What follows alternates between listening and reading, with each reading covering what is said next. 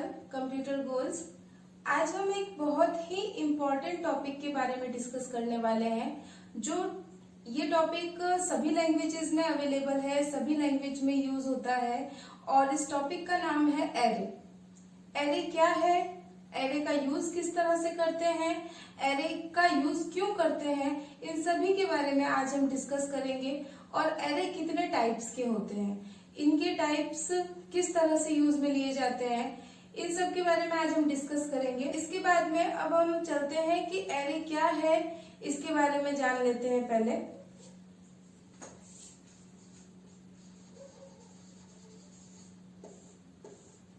इसके बाद में अब हम चलते हैं कि एरे क्या है, इसके बारे में जान लेते हैं पहले।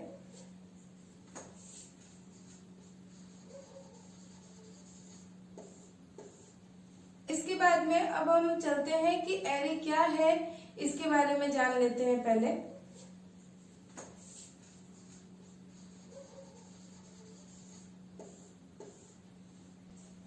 तो चलिए सबसे पहले हम जान लेते हैं कि एरे क्या है।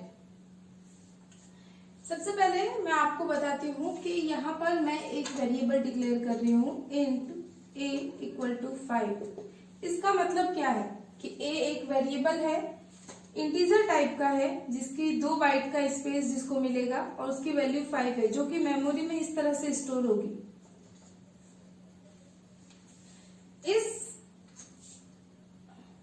इस वेरिएबल का मेमोरी में कोई एड्रेस होगा और ये सिर्फ और सिर्फ एक एलिमेंट को स्टोर कर रहा है। पर मैं आपको यहाँ पर एक छोटे से एग्जांपल से समझाना चाहूंगी। मान लीजिए कि एक क्लास में 50 स्टूडेंट्स है। एक कोई क्लास है, उस क्लास में 50 स्टूडेंट्स पढ़ते हैं। उन सभी स्टूडेंट्स के मुझे रोल नंबर की लिस्ट बनानी है। तो उन रोल नंबर की लिस्ट के लिए मुझे जितने स्टूडेंट्स है उतने वेरिएबल की नीड होगी। मान लीजिए स्टूडेंट्स अगर बढ़ जाते हैं तो उतने वेरिएबल की नीड और ज्यादा होगी। मान लीजिए कि 50 स्टूडेंट है तो मुझे 50 वेरिएबल बनाने होंगे और उन 50 वेरिएबल को अलग अलग नाम देने होंगे और उन वेरिएबल का यूज करना होगा। तो ऐसे में क्या होता है कि प्रोग्राम कॉम्प्लेक्स हो जाता है। प्रोग्राम में कॉम्प्लेक्सिटी आ जाती है। कहने का मतलब है कि प्रोग्राम को रन होने में या बहुत चीजों में कॉम्प्लेक्सिटी का मतलब जो कि डेटा स्ट्रक्चर में होता है कि स्पेस और टाइम दोनों का ही ज्यादा कंज्यूम होना। तो यहाँ पर वही चीज आ जाती है कि जैसे ही ये चीज होती है, जब हम 50 स्टूडेंट के लिए 50 वेरिएबल यूज कर रहे हैं तो यहाँ पर कॉम्प्लेक्स हो जाएगा प्रोग्राम। और ऐसी कॉम्प्लेक्सिटी से प्रोग्राम को समझना या जो उसका यूज थोड़ा टफ हो जाता है। तो इस वजह से यहाँ पर एरे को यूज किया जाता है। अब एरे क्या है और इसमें यहाँ पर ये क्या काम आएगा। Array is a collection of similar data. यहाँ पर मैंने आपको बात की कि रोल नंबर, मैंने कहा कि रोल नंबर की लिस्ट बनानी है। तो रोल नंबर क्या है, एक इंटीजर टाइप का या जिस भी टाइप का डेटा है वो सभी स्टूडेंट के लिए सिमिलर टाइप का डेटा होगा, उनमें कुछ भी चेंजेस नहीं होगा। तो सिमिलर डेटा का कलेक्शन, इट मीन्स कि मैं एक सिमिलर टाइप के डेटा का कलेक्शन एक ही नाम देकर के बना सकती हूँ। और array is a collection of elements and each identified by array index. जैसे कि एक बुक में इंडेक्सिंग होती है, उसी तरह जो एरे के एलिमेंट्स होंगे उस एरे के एलिमेंट्स में इंडेक्सिंग कर दी जाएगी, ताकि पर्टिकुलर जो भी एलिमेंट को हमें यूज करना है उसके लिए हम उसकी इंडेक्सिंग के साथ उसे यूज कर दें। तो इसके लिए हमें बहुत सारे नाम रखने की जरूरत नहीं होगी, एक ही नाम से हमारा पूरा काम हो जाएगा। इसके लिए मैं आपको एक एग्जाम्पल से समझा देती हूँ। जैसे कि हमें 5 एलिमेंट्स को स्टोर करना है इंटीजर टाइप के। मैंने लिखा यहाँ पर int a b c d e। 5 variable लिए, पांचों में मैं वैल्यूज स्टोर करवाऊंगी। लेकिन अगर मैं इसी को इस तरह लिखूं int a 5 और यहाँ पर मैंने सेमीकोलन लगा दिया, जिससे ये एरे डिक्लेयर हो गया है। जिस तरह यहाँ पे वेरिएबल डिक्लेयर किया है उसी तरह यहाँ पे मैंने एरे डिक्लेयर कर दिया है। अब क्या है कि यहाँ पर सिर्फ एक नाम के थ्रू इन पांचों एलिमेंट्स को पहचान लिया जाएगा इसकी इंडेक्सिंग के थ्रू, और यहाँ पे हर एक वेरिएबल के लिए अलग नाम लेकर के यहाँ पर उसे यूज करना होगा।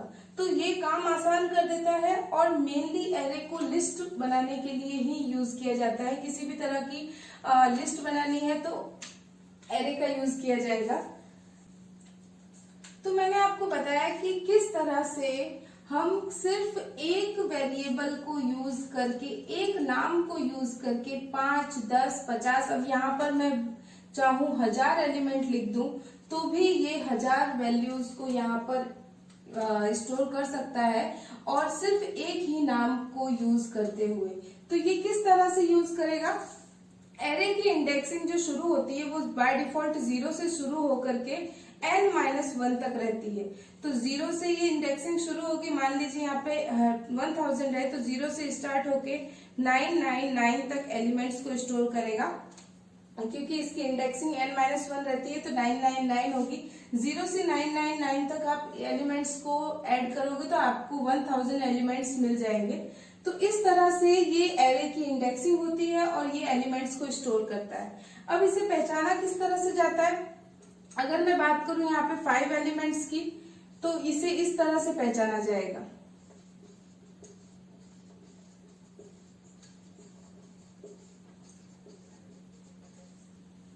इस तरह से एरे को इंडेक्सिंग मिल जाएगी और हर एक इंडेक्स पर एक एलिमेंट को स्टोर किया जा सकता है। जैसे कि मैंने 0 के इंडेक्स पर 5 स्टोर किया, उसके बाद में यहाँ पर 10, 15, 30, 60, इस तरह से मैंने यहाँ पर कुछ वैल्यूज को स्टोर किया। तो 0 के प्लेस पर 5 को यूज किया जाएगा, उसी तरह से यहाँ पर सारे एलिमेंट्स को यूज किया जाएगा। अब बात होती है कि अगर जब हमें इन्हें एक्सेस करना हो तो हमें एक एक एलिमेंट, एक एक जो वेरिएबल है उनको लेकर के एक्सेस करना होता है। तो इन्हें एक्सेस करने के लिए क्या होगा? तो इन्हें एक्सेस करने के लिए एरे के साथ हमेशा लूप का यूज किया जाता है। मैंने आपको लूपिंग बताई थी। लूपिंग क्या होती है? जब एक ही टाइप के स्टेटमेंट हमें एक ही प्लेस पे कई बार प्रिंट करवाने हैं या एग्जीक्यूट करवाने हैं तब हम लूपिंग का यूज करते हैं। तो यहाँ पर एक ही टाइप की जो वैल्यूज है, मान लीजिए ये 5 वैल्यूज को हमें प्रिंट करनी है, तो इन 5 वैल्यू को प्रिंट करने के लिए हमें सिर्फ एक फॉर लूप चलाने की नीड होगी। तो फ्रेंड्स, अब आपको समझ में आ गया होगा कि एरे का यूज हम क्यों करते हैं। एरे का यूज हमें जब सिमिलर टाइप के डेटा को स्टोर करवाना होता है और हमें बहुत सारे वेरिएबल नहीं लेकर के एक ही नाम के साथ में जब हमें उसे स्टोर करवाना है तब हम एरे का यूज करते हैं, क्योंकि बहुत सारे वेरिएबल्स लेने पर प्रोग्राम कॉम्प्लेक्स हो जाएगा। और सिर्फ यहाँ पे 5 या 10 की बात नहीं, अगर हमें 1000, 10,000 जितने भी डेटा एक सिमिलर टाइप के लेने हैं तो हम उसके लिए एरे को क्रिएट कर सकते हैं और एक ही नाम के साथ में उसकी इंडेक्सिंग करके हम उतने एलिमेंट्स को स्टोर करवा सकते हैं। अब बात करते हैं हम एरे की टाइप्स पे। 1 dimensional array and 2 dimensional array. हम सबसे पहले मैं आपको ये बताना चाहूंगी कि जो एरे के साथ में, मान लीजिए मैंने इंटीजर टाइप का एक एरे बनाया A, और यहाँ पर जो मैंने इसकी साइज दी है, इस साइज को कहते हैं सबस्क्रिप्ट। ये सबस्क्रिप्ट ही बताती है कि एरे किस टाइप का है, 1D है, 2D है या मल्टी डायमेंशनल किस टाइप का है, ये सबस्क्रिप्ट के थ्रू ही पता चलता है। अगर एक सबस्क्रिप्ट है तो ये वन डायमेंशनल एरे है, अगर 2 सबस्क्रिप्ट है तो 2 डायमेंशनल या मल्टी डायमेंशनल एरे है, अगर 3 सबस्क्रिप्ट है तो ऑब्वियसली 2 डायमेंशनल नहीं है, मल्टी डायमेंशनल एरे में चला जाएगा। तो इस तरह से ये डायमेंशनल इसकी सबस्क्रिप्ट के ऊपर डिपेंड करता है। तो 1 डायमेंशनल एरे में क्या होगा, एक ही सबस्क्रिप्ट होगी और एक रो या कॉलम, एक रो या कॉलम में डेटा को स्टोर किया जाएगा।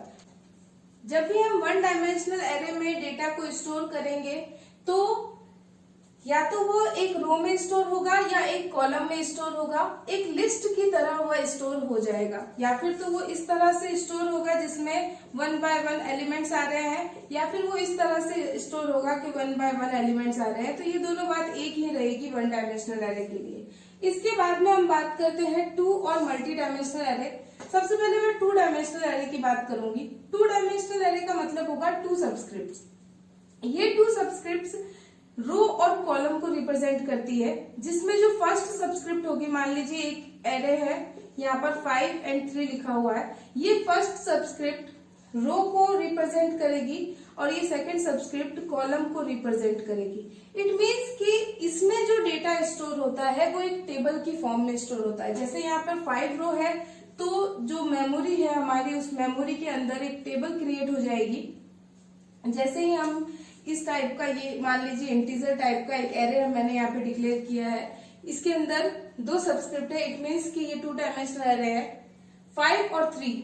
तो यहाँ पर 5 रो क्रिएट हो जाएगी मेमोरी में और उसके बाद में उसके 3 कॉलम बन जाएंगे। इस तरह से जो टेबल क्रिएट होगी इसे ही 2 डायमेंशनल एरे कहा जाएगा। यानी कि 2 डायमेंशनल एरे में जो एलिमेंट्स स्टोर होते हैं वो टेबल की फॉर्म में स्टोर होते हैं।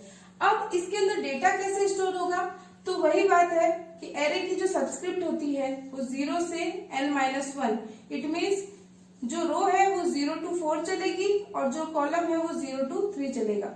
तो 0 1 2 3 4, 0 1 2, सॉरी 0 to 2 चलेगा।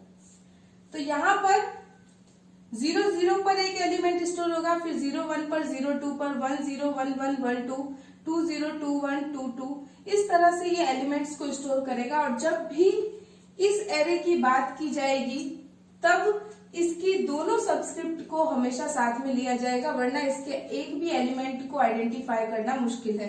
इट मीन्स कि इसकी दोनों रो और कॉलम दोनों साथ में ही हम यूज करके किसी एलिमेंट को यूज कर सकते हैं। अब जैसे कि 1 डायमेंशनल एरे के लिए हमने एक सबस्क्रिप्ट यूज की थी और उसमें फॉर लूप यानी कि सिंपल फॉर लूप का यूज किया था। अब जब हम मल्टी डायमेंशनल एरे या 2 डायमेंशनल एरे का यूज करेंगे तब हम फॉर लूप में भी नेस्टेड फॉर लूप का यूज करेंगे। नेस्टेड फॉर लूप क्यों? जिसमें जो लूप होता है, एक लूप के अंदर दूसरा, एक फॉर लूप के अंदर जब दूसरा फॉर लूप चलता है तो उसे नेस्टेड फॉर लूप कहते हैं। तो नेस्टेड फॉर लूप में क्या होगा कि जो बाहर वाला लूप होगा वो रो के लिए चलेगा और जो इनर लूप होगा वो कॉलम के लिए चलेगा, और अगर दोनों ही ट्रू होने पर ही हमारा जो स्टेटमेंट है वो एग्जीक्यूट किया जाएगा। तो ये पूरा एरे के बारे में मैंने आपको बताया है कि एरे क्या होता है, एरे के जो टाइप्स हैं वो क्या है।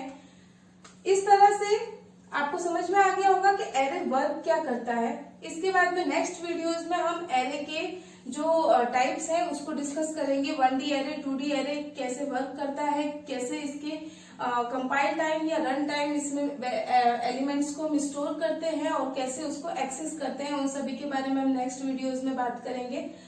आपको ये वीडियो कैसा लगा ये हमें जरूर कमेंट सेक्शन में बताइए, और अगर वीडियो आपको पसंद आया है तो लाइक कीजिए, शेयर कीजिए, और अभी तक अगर हमारे चैनल को सब्सक्राइब नहीं किया है तो प्लीज कंप्यूटर गोल्स चैनल को सब्सक्राइब कीजिए। Thank you so much.